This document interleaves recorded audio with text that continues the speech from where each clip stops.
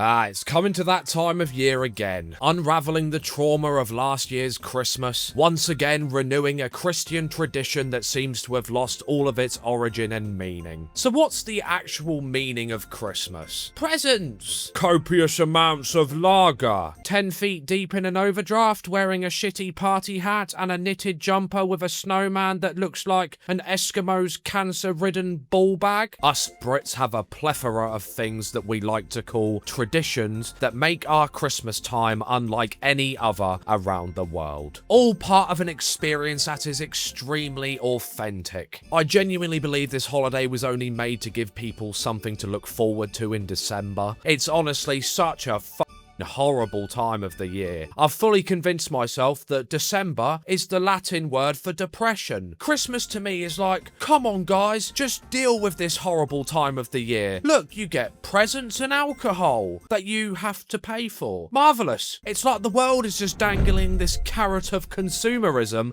in front of our very eyes. Come on, it's Christmas. That's what overdrafts and credit cards are for. So you've got the Christmas lights that are switched on in every town centre across the country. Everyone's standing shoulder to shoulder in the freezing cold, waiting for a runner-up on Big Brother in 1992 who nobody remembers to press the button. Counting down from 10 like we're about to witness something generational. Then the shitty LED lights flicker on, followed by a few claps, and then suddenly the crowds disperse home to stick the dinner on. Don't get me wrong, a few colourful lights are good for our sad, crippled lives, aren't they? Tiny glowing things on a piece of string funded by thousands of pounds worth of our local council's money. I didn't see you at the Christmas lights last night. Oh right, did you not? Well, I was there, weren't it lovely? That being the only topic of conversation for the next week leading up to Christmas. Either that or the budget Santa that's on a register waving awkwardly from the flatbed truck. Someone's nan is crying because it's just all a bit much, isn't it? Too much bloody excitement. Someone boos and speaks the words we bottle up within. I paid £6 for parking for you lot to show me a vajazzled version of my local town. Oh, and you can't forget the miserable Christmas songs that begin their annual assault on the nation in October. The radio playing a song about an old couple who absolutely hate each other, but they stay together out of spite and shared debt. I guess if you look at couples in the UK, it kind of makes sense why it's so popular. You've got a song that only still gets played due to the homophobic profanity that you're openly allowed to sing to your heart's content. It's tradition though, isn't it? Popular radio stations going as far as to remove the word when it's played on the radio. Kind of ironic, really. You'd think if the British Broadcasting Corporation were worried about offending homosexuals, they'd stop trying to make working class men pay to use BBC. Christmas cards are written and delivered to every single person in your local county. People you haven't spoken to since 2009, people you actively avoid in the local Tesco, people whose names you don't even remember anymore, so you just go with to Dave and the family. The Royal Mail being held together purely by guilt and first-class stamps. So let's take a tour through a typical British Christmas, shall we? A Christmas carol, but if the ghosts of Christmas past, present and future were replaced with alcohol, debt and vast amounts of disappointment. Oh, let's go to the Christmas market and get a gold-plated seashell and be surrounded by other tossers and posers just like us.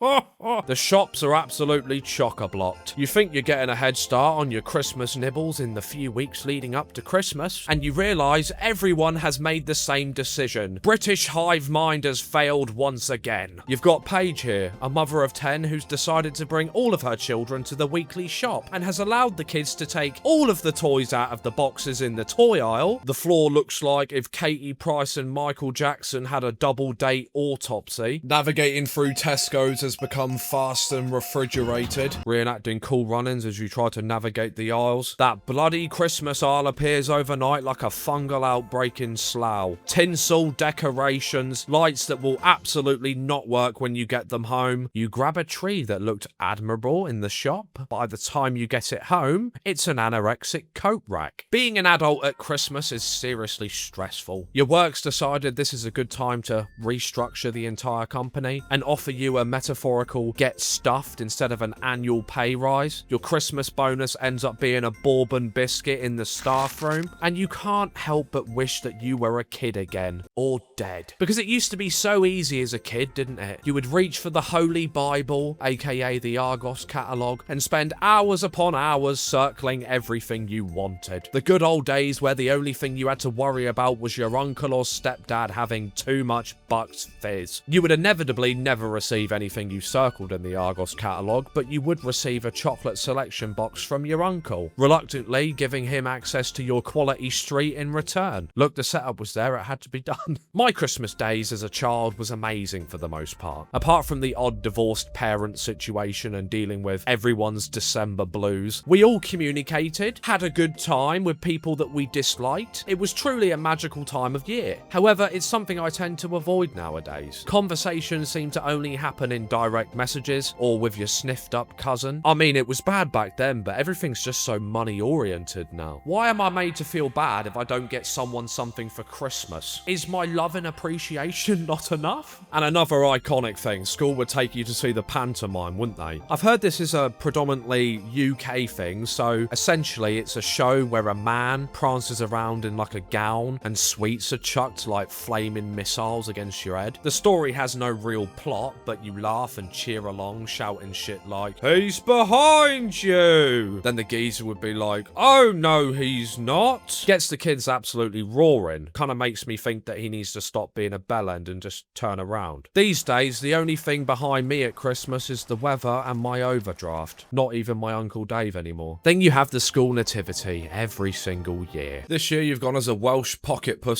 while the kid whose mum's on the PTA has somehow landed the role of Joseph. Funny how that works, isn't it? Then you've got the teacher at the back who gives absolutely everything to make sure that her class are happy. She's there at the back waving her fingers around like she's conducting an orchestra or having a seizure, pointing to her ears every line, making sure that you're yelling across the room loud enough to be heard over the screaming siblings in the audience. All that dedication from her to be shit on financially by our government. But moving on, any of you remember Christmas Eve as a child? Sitting in bed trying to sleep was like psychological warfare. Every noise was Santa, wasn't it? The pipes, oh that's Santa. The cat, it's gotta be Santa. Your parents having some rumpy, that must be Santa falling down the chimney. You leave out a carrot for Rudolph, a mince pie for Santa. Some families take the tradition a little bit further, offering a glass of whiskey, maybe a packet of Super Kings, maybe even like a splash of WD-40 so he can actually get down the next chimney.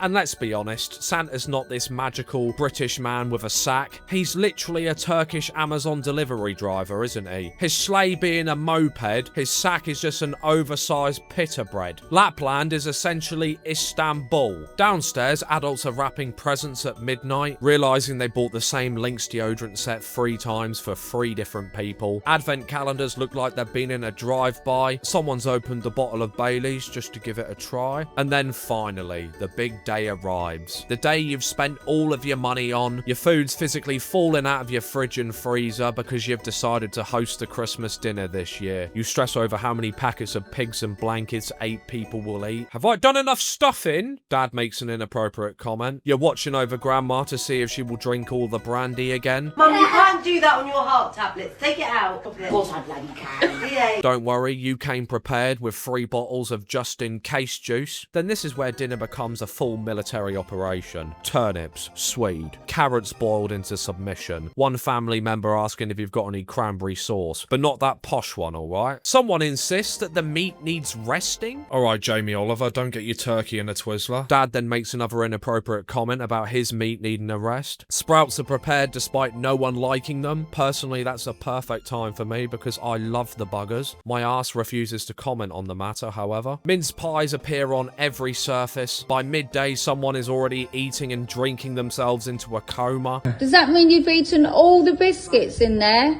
Yeah, me. One of your family members physically cannot eat without it sounding like waves crashing against a promenade. Every chew is wet. Every swallow echoes. You can hear it from 3 rooms away and yet no one says anything because it's Christmas. Or maybe they're worried that he might eat them. You're suddenly reminded of those days where your parents would put these imaginary locks on the cupboards.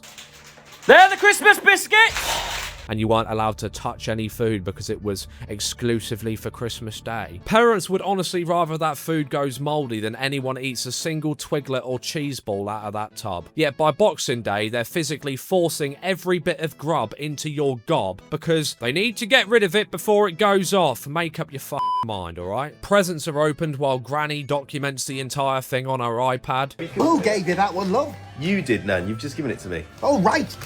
What is it? I don't know yet, do I? You awkwardly thank everyone in the room individually, like you're accepting an award for being a greedy little git. If you were that one rich kid, you probably get like the latest game console release. Otherwise, you'd get a second-hand Nintendo DS with an uncalibrated touchscreen and still be absolutely chuffed. Until you go back to school and you see that one kid there in the full Hollister outfit, the super dry coat, you know the one. You run back home crying, you shut yourself in your damp room and then start building your birthday itinerary so you have any chance of being relevant to people at your school. It's brilliant watching both sides of your family come together, isn't it? One side of your family makes slightly more money and they have to flaunt their big wealth wangs in front of everyone. There's always that one person on Facebook posting a twattish picture of their Christmas tree with presents underneath it, basically asking to be burgled. Granddads walk around the room with their big black bin liners collecting all the wrapping paper like they're on community service. Have a chocolate orange, you piece of shit. Christmas crackers get pulled, out fall the legendary mini nail clippers, a tiny pack of cards, a shitty spring puzzle and a floppy red plastic fish. Everyone wears the party hats with the alphas of the family pretending to accidentally break theirs so they don't ruin their image. The jokes are read out loud, not a single person laughs. Why does George Michael have chocolate all over his bottom? He was careless with his whisper.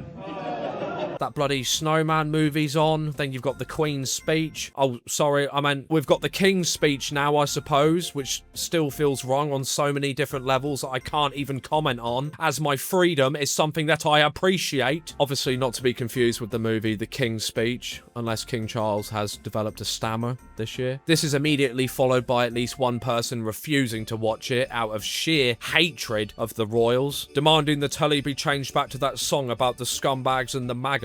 And of course, the cheap, lousy fag. What happened there then? While everyone else sighs and pretends not to hear the lyrics, Chicken Run's also on telly because it's essentially a Christmas film due to the fact that this is the only time of the year it's actually shown. TV advertisements roll in. Yeah, a day that we've already spent an arm and a leg on. You've got a JD Sports Christmas advert where they just ram a load of shit influencers in it. You've got the Coca-Cola advert reminding you that this entire ordeal is mandatory joy. Alcohol flows through our system, and after around 6 or 7 p.m, no kids allowed, just booze and card games. Piss off. So for most people around the world, that would be it, wouldn't it? But we have a day called Boxing Day, yet the only thing boxing is our bodies trying to excrete a day of gluttony. Some people decide to go to the beach and partake in the Boxing Day dip, bringing everybody together to achieve nothing but hypothermia. It's for charity though, isn't it, mate? So, well, if you cared that much, darling, why don't you take your Christmas budget and give it directly to charity then? Instead of giving the ocean your shriveled nutsack. You sit there in the living room on Boxing Day looking at your awkwardly stacked set of presents in the corner, wondering where any of it is meant to actually live. Or did you actually want any of this in the first place? Leftovers become the main event of the day, pigs and blankets reappear, quality street tins finally see some action despite being utterly grim. All of the orange crunches and the green triangles have been absolutely demolished, and then you're just left with the toffee pennies and vengeance. Some people go for a walk, that everyone inevitably regrets. There's something about fat people in cold air that just makes misery increase dramatically. And then you've got the whole week after Christmas. You don't know what day it is. It feels like time has just stood still. You've seen family members you haven't seen in a year and didn't particularly want to see. But it's Christmas. If your parents are split up, congratulations. You've had a Christmas dinner at your mum's, your dad's, your grandma's, your granny's, 4 dinners, 3 buffets, standard level of scran. And that's not including the Boxing Day buffet and leftover bubble and squeak. That'll be lining your stomach for the next coming weeks. I have to say, my granny did absolute wonders with Christmas decorations. Well, I should say my poor granddad did, because he had to put all the buggers up while she just standed there and orchestrated the entire ordeal. The outside of her house looked like the brickwork had contracted radioactive herpes. Inside you had like those paper and foil banners everywhere. You know, those like ribbons that like just cover the entire ceiling, have like a star hanging down. If you know, you know. She went above and beyond. And as silly as I probably thought it was back then, it was absolutely everything looking back at it. Nowadays, people just have a sodden tree, don't they? They're glued to their phones. iPhones are put in stockings. Oh yeah, a £2,000 phone isn't even the main gift anymore. Working class families or people on benefits are expected to spend, nowadays, what, £1,000 on each child? Seriously?